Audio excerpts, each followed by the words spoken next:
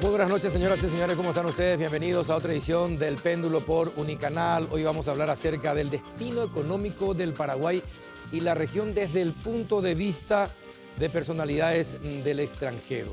Hoy están como invitados Álvaro Vargas Llosa, periodista y escritor, y el señor Juan Verde, asesor económico de Barack Obama, nada más y nada menos. Con ellos, que entienden de los procesos latinoamericanos, de la situación de la región, de la economía. Con ellos vamos a hablar cuál es el destino para Paraguay, qué tendríamos que hacer bien y qué no tendríamos que hacer para crecer y para que se elimine ese porcentaje de pobreza que informábamos en el noticiero hace instantes, nada más de 38%, un 20% en extrema pobreza. Tenemos todas las condiciones para el despegue. ¿Qué nos impide? A la vuelta de la pausa con los invitados.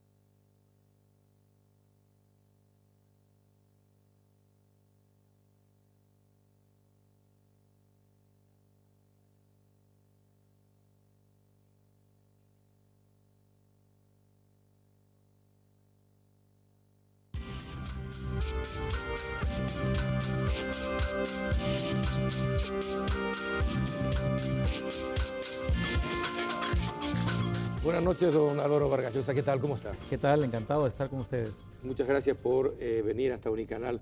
Don Juan Verde, ¿qué tal? ¿Cómo está? Encantado de estar aquí. Gracias. Bueno, ¿qué le espera a Paraguay? Hoy estaba leyendo lo que usted disertó y ya lo había dicho esta siesta también. En el primer párrafo usted ya sorprendió. Cuando apoyó lo que pasó en Paraguay y se quejó de aquellos países bolivarianos que trataron de imponer su criterio de lo que supuestamente había pasado en Paraguay en junio del 2011 y que terminó con el juicio político del señor Fernando Lugo.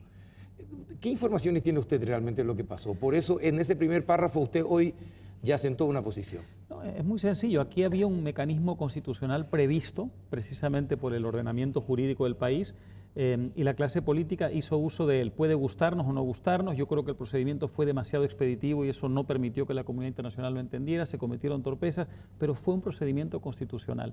En cierta forma, la ironía de esto es que el procedimiento constitucional nace precisamente del rechazo a la vieja dictadura, es decir, fue un mecanismo que se instituyó precisamente para tratar de evitar que hubiera una concentración de poder demasiado grande en el presidente, un poco a remolque de la historia traumática del propio Paraguay. Entonces, que esto se viera desde fuera de Paraguay como lo contrario, es decir, como un mecanismo para concentrar poder, para evitar el funcionamiento de la democracia, me pareció muy injusto. Pero además lo que me pareció francamente aberrante es que en el mismo momento en que se castigaba a Paraguay, se premiaba a Venezuela, donde se habían cometido, bueno, todas las tropelías y atropellos que ya sabemos, incorporándolo al Mercosur, y no solamente eso, sino dándole en cierta forma la voz cantante, ¿no es cierto?, la autoridad máxima para establecer la política sudamericana con respecto a Paraguay y a otros temas, ¿no?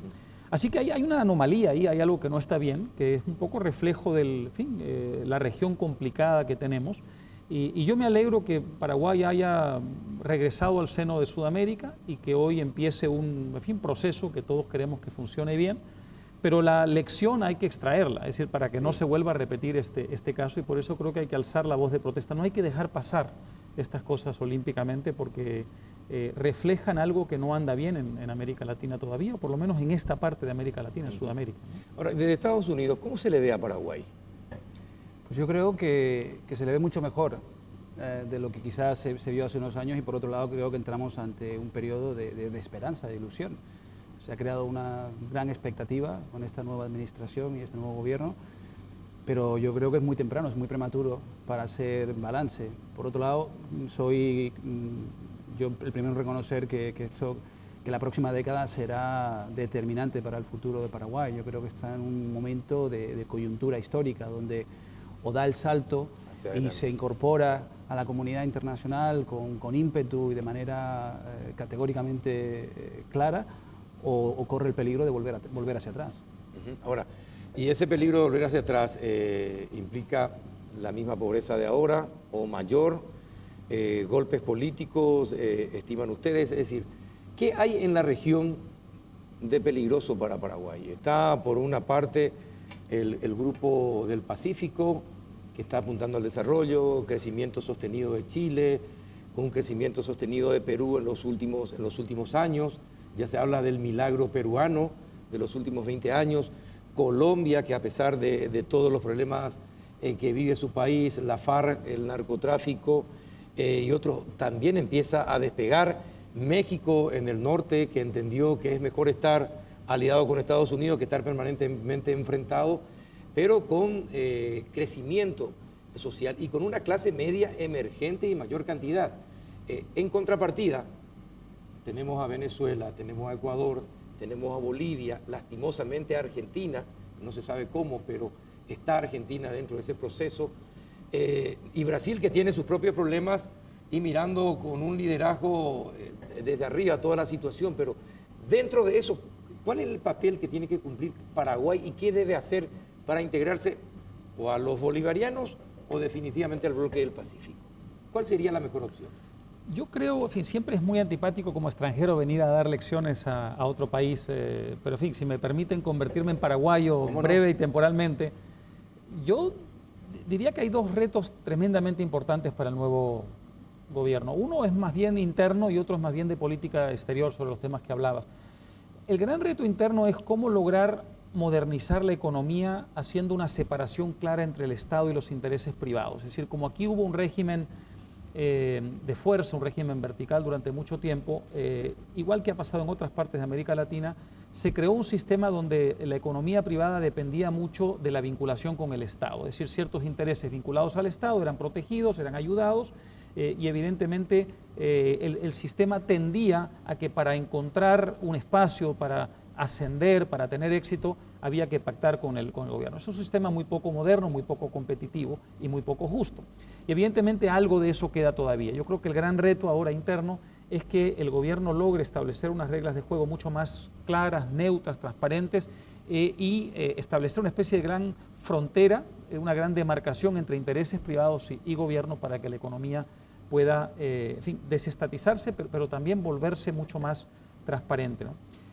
En términos regionales, creo que hay un gran reto que no es sencillo, porque ustedes, por razones obviamente geográficas y también históricas, tienen una vinculación natural con el Mercosur y con ese espacio, y renunciar a eso sería torpe, es decir, sería contraproducente para Paraguay. De modo que no es eso lo que yo recomendaría, pero al mismo tiempo se ha vuelto eso una limitación tremenda para Paraguay. Mercosur es un proceso de integración que no ha funcionado bien, que en cierta forma la propia región proclama como una especie de semifracaso. Y entonces condenar a Paraguay a estar confinado dentro de esas limitaciones me parece injusto. Entonces yo lo que creo que habría que encontrar es una fórmula para, sin romper con Mercosur, sin dejar de, digamos, cumplir los compromisos con Mercosur, empezar a mirar más allá de Mercosur. Y una de las posibilidades es Alianza del Pacífico con Chile, Colombia, Perú y México, que es una invención reciente, un proceso de integración mucho más dinámico de países muy exitosos, la mayor parte de ellos, que cabalgan hacia el desarrollo. Desde luego tienen problemas todavía y no han resuelto esos problemas del todo. Y si Paraguay lograra ser una especie de vaso comunicante entre Mercosur y la Alianza del Pacífico, es decir, de algún modo asociarse a la Alianza del Pacífico sin romper con Mercosur, se le abrirían a Paraguay grandes posibilidades desde el punto de vista comercial, económico, de vinculación con el mundo, y al mismo tiempo ayudaría al resto de Mercosur, donde hay fuerzas y tendencias que van un poco en sentido contrario. El caso de Argentina pues es evidente, el caso de Venezuela no se diga nada. El propio Brasil, que es un país que tantas expectativas despertó y que hoy día se está desacelerando y que no ejerce el liderazgo que todos esperamos de un gran país como Brasil. Así que yo creo que Paraguay debe dejar de tenerle miedo al Mercosur, es decir, decirle a Mercosur, nosotros estamos con Mercosur, pero eso no va a significar que nos vayamos a limitar y a aislar del resto del mundo, porque el mundo nos está esperando y nosotros queremos formar parte de ese mundo global y invitamos a Mercosur a formar parte de él. Yo estoy totalmente de acuerdo en cuanto a que el futuro de Paraguay tiene que pasar por una mayor integración, y ya no solamente una integración económica, bien sea hacia el Mercosur o incluso hacia los vecinos del Pacífico y del Norte. Yo creo que sería clave jugar ese papel de hub, de ser un centro de logística, de distribución, pero eso por un lado, creo que la mayor integración, ya no solamente económica, sino incluso energética, buscar otros nexos, otros lazos con la región. Pero por otro lado me preocupa ya más a nivel interno esa generación de jóvenes que representa un gran porcentaje de la población y que se respira cierta inquietud. Hay que no solamente generar empleo para ellos, sino también apostar por un modelo económico que se base en el conocimiento, que apueste por la innovación, por el espíritu emprendedor. Sí, hay que desde luego diferenciar lo que es el gobierno y la empresa, pero por otro lado es importantísimo apostar por el espíritu emprendedor de los jóvenes para que se puedan crear más empresas y apostar por la innovación, que no significa otra cosa que a la larga, obviamente, tener una fuerza laboral preparada y desde luego apostando por la educación y la formación. Ahora, ¿Perú cómo hizo para transformarse en 20 años? De Sendero Luminoso pasar a ser un país en franco desarrollo. ¿Qué hicieron de bien los peruanos para pegar ese salto? Juan hablaba acerca de la importancia de la educación, pero Perú tiene una educación casi similar a la paraguaya, tal vez un poco mejor en ciertos niveles, pero es similar, pero sin embargo tiene otro. ¿Qué hicieron de bien los peruanos para pegar el salto? Bueno, el Perú tenía hace un par de décadas todos los problemas del mundo juntos, es decir, tenía un problema de terrorismo, es decir, de violencia terrorista verdaderamente demencial, un problema de hiperinflación, es decir, entre el año 85 y el año 90, 2 millones% de inflación acumulada, es decir, toda la inflación del mundo, colapso del aparato productivo, un país que básicamente lo que quería era emigrar, en fin, todos los problemas del mundo, ¿no? Claro, eso ayudó en cierta forma, es decir, es una de las paradojas tremendas del caso peruano, y es que cuando se toca a fondo, cuando se llega a una especie de shock psicológico tan poderoso como ese, la gente está dispuesta a experimentar algo radicalmente distinto y abrirle las puertas a ideas que de otro modo verían con mucho escepticismo. Entonces no le recomiendo a Paraguay que toque fondo, pero digo que es un caso evidentemente muy importante. Por otro lado, hubo una prédica muy importante de un sector de la clase intelectual, de la clase política, que durante muchos años, en una cierta minoría, empezó a señalar el rumbo contrario. Y cuando se crearon las condiciones, esa misma gente que había rechazado esas ideas empezó a absorberlas. Y luego se produjo algo muy importante, es el consenso básico de la clase política. En un momento dado, prácticamente toda la clase política, desde la centro izquierda a la centro derecha, siempre hay extremos, desde luego. ¿Qué consensuaron? Básicamente consensuaron en la idea de la responsabilidad en el manejo monetario, la responsabilidad en el manejo fiscal, la idea de desestatizar gran parte de la economía, la idea de abrir las fronteras para una interconexión e intercomunicación comercial con el mundo, la idea de dar una mayor seguridad jurídica a la economía, a los agentes empresariales pequeños, medianos o grandes, nacionales o extranjeros, y la idea de integrarse más a la región y al resto del mundo. Desde luego este proceso no está completado, es un proceso todavía en cierta forma a medias, y un elemento que falta es el elemento educativo. El problema del capital humano en Perú empieza a ser un problema sumamente grave. Creo que hoy día es uno de los 2 o 3 obstáculos mayores para dar el salto definitivo a la modernidad. Este es un problema que se ha visto en otros países. Hablábamos esta mañana justamente del caso de Brasil también. Casi para mí es imposible hablar con un empresario brasileño mediano o grande que no me diga simplemente tengo que traer gente del extranjero porque no encuentro gente capacitada en mi propio país. Bueno, en Perú empieza a ocurrir una cosa parecida en el sentido de que el sistema educativo no ha sido capaz de reformarse o los gobiernos no han sido capaces de permitir que se reformara. Es una gran lección para Paraguay. Es decir, la buena noticia es que no es indispensable como paso previo, digamos, la reforma educativa para empezar a prosperar, pero lo que también es evidente es que una vez que uno empieza a prosperar, la única manera de dar el salto definitivo es con una revolución educativa que en América Latina no se ha dado. Hay países donde hay, digamos, por razones históricas, una situación relativamente mejor. Curiosamente, Chile, donde hay tantas protestas estudiantiles, es un país que ha llevado, digamos, su reforma educativa un poco más lejos que otros países y aún así hay expectativas no satisfechas. Y el caso de México, donde hay un sector de la población relativamente formado que hoy día empieza a alimentar mucho a esas empresas manufactureras, sobre todo industriales que están estableciéndose ahí, pero en general yo diría que es uno de los grandes temas pendientes y quizás es una lección que también Paraguay puede aprender del resto de la región, ¿no? Y del caso peruano. Ahora, este tema de Venezuela y ese deseo de querer liderar todo un proceso político en América del Sur, para muchos basado en el populismo, con ideas para muchos básicamente estatizadoras de un control total del aparato estatal. ¿Cómo se combate una fuerte injerencia cuando también detrás de esa injerencia hay una fuerte presencia económica en los países de América del Sur? Y casi invitaría a Álvaro que reflexione sobre el tema porque es un gran experto en Venezuela. A mí, yo el tema, siempre que digo que el problema de Venezuela es que 2 y 2 no son 4.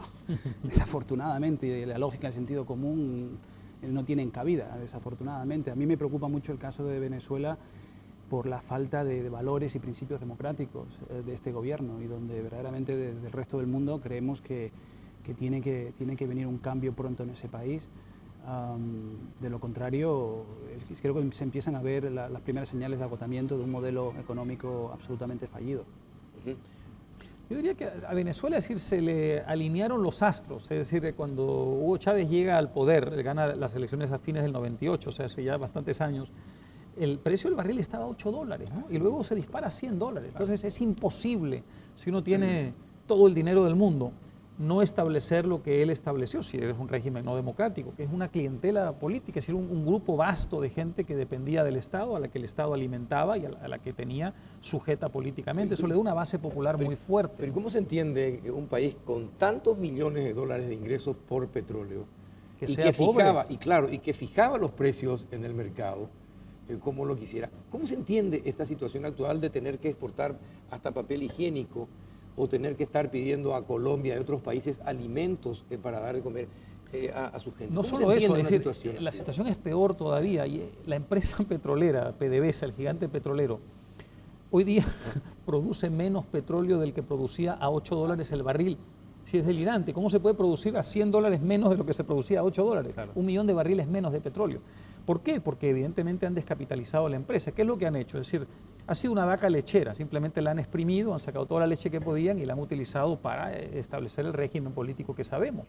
La mitad de los ingresos de PDVSA los utilizaban, si 25% para programas sociales, 25% a través de impuestos para el Estado en general, es decir, la mitad se iba para el proyecto político, lo poco que quedaba no era, digamos, suficiente para las inversiones de capital que había que hacer, porque es una, digamos, industria complicada, la del petróleo, hay que invertir mucho dinero para aumentar la producción y por tanto al final se fue descapitalizando la empresa y hoy día es una empresa que está en una situación, digamos, bastante lamentable, ¿no?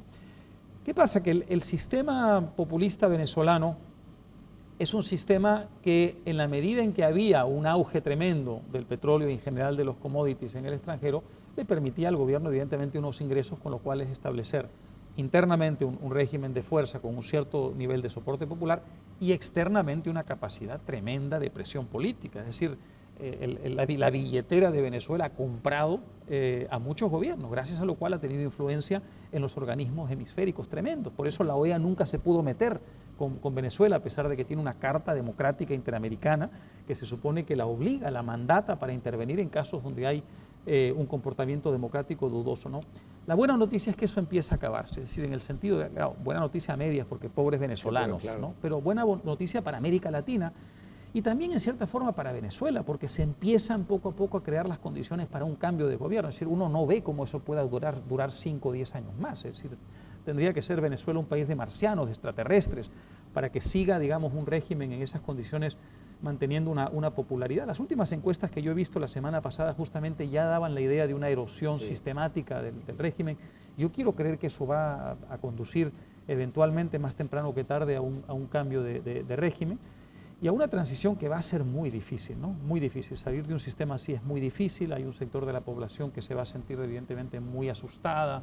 Viene el enemigo, ¿qué me va a pasar a mí? Va a tener que manejar la oposición esa transición con mucho cuidado cuando se dé. Aunque pero yo espero que eso hemos hablado de lo que para mí también es una preocupación en Venezuela y es la corrupción endémica que existe en el país. Yo creo que probablemente jamás se ha visto tanta corrupción en un país en este momento tan pobre. Por un lado, jamás ha ganado tanto dinero del petróleo y por otro vemos que no se lleva a cabo una inversión en infraestructura, en carreteras, en absolutamente nada y tiene mucho que ver, creo, con esa corrupción, que en parte también se explica que el gobierno tenga que utilizar su capacidad económica para mantener contento a mucha gente, ¿no? Y yo creo que eso no tiene patas a largo plazo, desde luego, y estoy de acuerdo contigo, Álvaro, de que se empieza a ver, esto es el principio del fin para el sistema.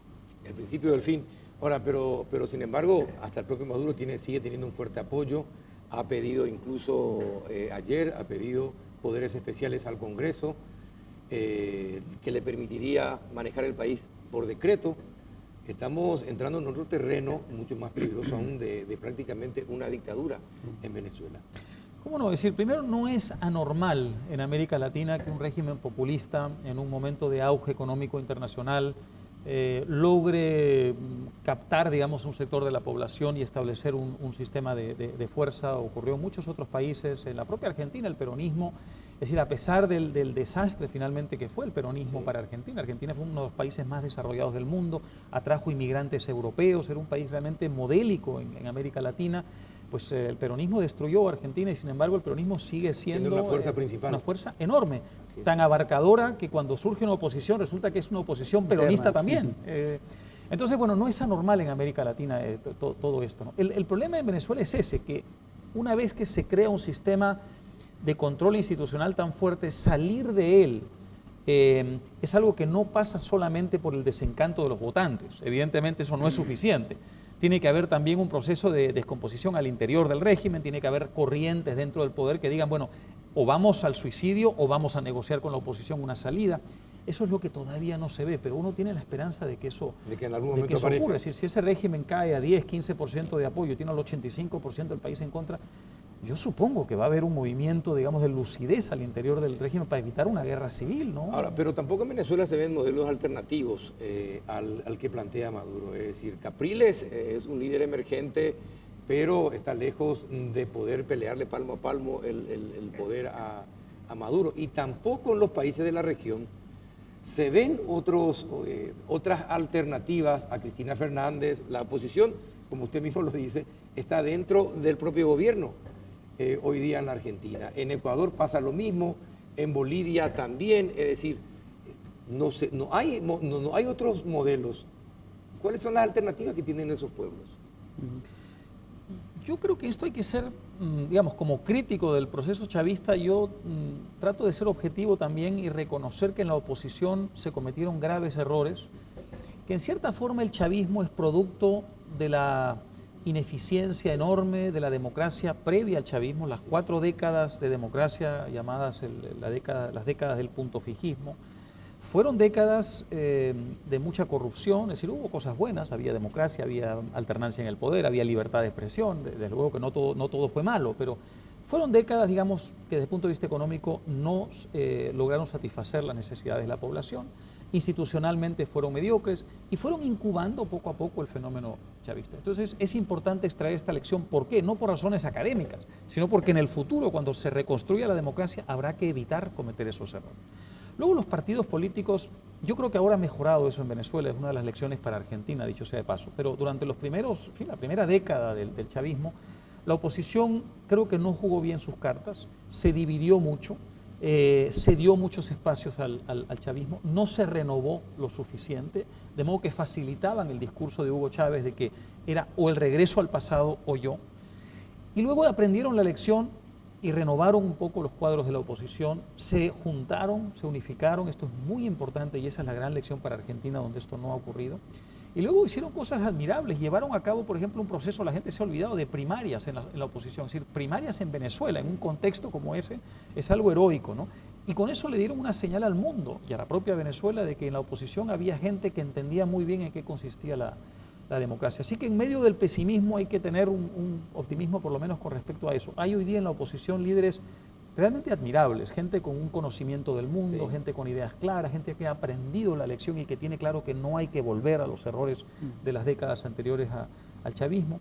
Y ahí me gustaría que en Argentina se aprendiera un poco en la oposición la lección. Yo he ido mucho a Argentina y cada vez que voy les digo lo mismo, les digo, miren, es decir, lo que ha hecho bien la oposición venezolana, creando un gran frente opositor muy unificado, muy consensuado, para decirle a Venezuela, es decir, si ustedes se sacan de encima este régimen, lo que viene no es el caos, el desorden, el acabose, no, lo que viene es una alternativa moderna a la par de otros gobiernos latinoamericanos serios y exitosos. Y yo creo que por lo menos eso permite ver una luz al final del túnel. Sí. Y una lección también que podríamos extrapolar del caso, incluso del chavismo, ¿no?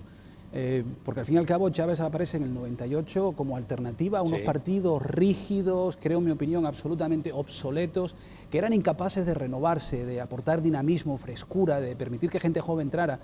Y por consiguiente aparece un fenómeno como el chavismo, ¿no? Definitivamente. Y yo creo que es un problema en la región, no sé hasta qué punto pueden estar de acuerdo ustedes, pero vemos aquí incluso en este país, en Paraguay, pero lo vemos en Argentina, lo vemos en toda la región, donde hace falta, en mi opinión, que estos partidos tengan una visión distinta, que sean mucho más transparentes, que dejen de funcionar como verdaderos grupos de interés, de presión y intereses encontrados entre ellos, o protegiéndose entre ellos, y yo creo que es el momento para que en Latinoamérica la gente joven vuelva a tener una posición de liderazgo en los partidos políticos, si no, surgirán otros.